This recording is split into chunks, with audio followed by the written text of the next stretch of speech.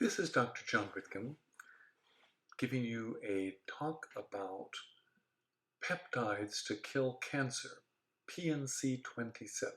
Now this is totally fascinating. Listen to this one. This is fun.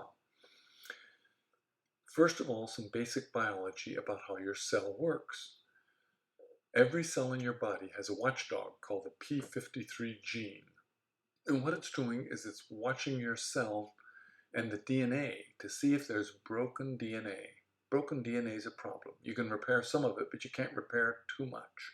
If you get too much, the p53 gene says, okay, time for that cell to wrap it up and go through orderly cell death, and your body gets a new liver cell, heart cell, wherever it's being replaced. That's normal biology.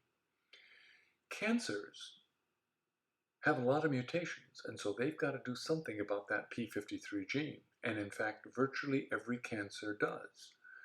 They've inactivated or silenced the p53 gene, which leads to the dilemma that cancer cells aren't, by and large, multiplying too fast.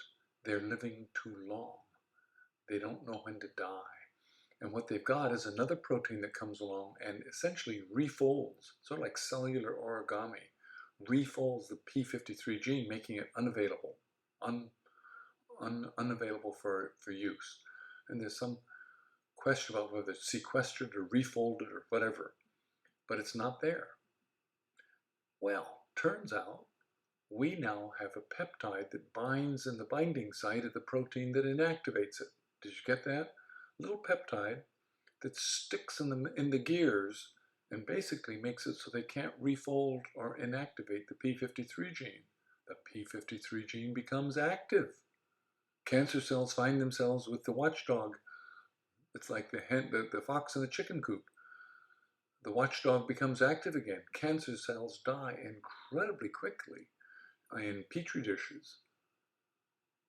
The problem is we humans aren't petri dishes, but this has great promise and may be used with other things. It may have a context for maybe an adjunct with cancer, but a peptide with no toxicity, no side effects, simply activating your normal cellular mechanisms to kill off cancer cells, this might be an amazing opportunity for chemotherapy. You're looking for something alternative to toxic chemotherapy? Might it be a last-ditch stand? Might it be something?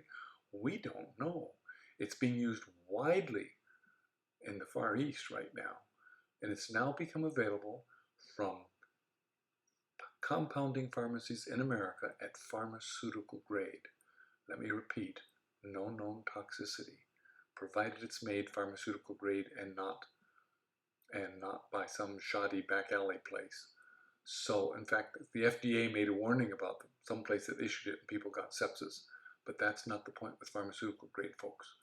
What will work for me? Well, I have lots of cancer patients in my practice.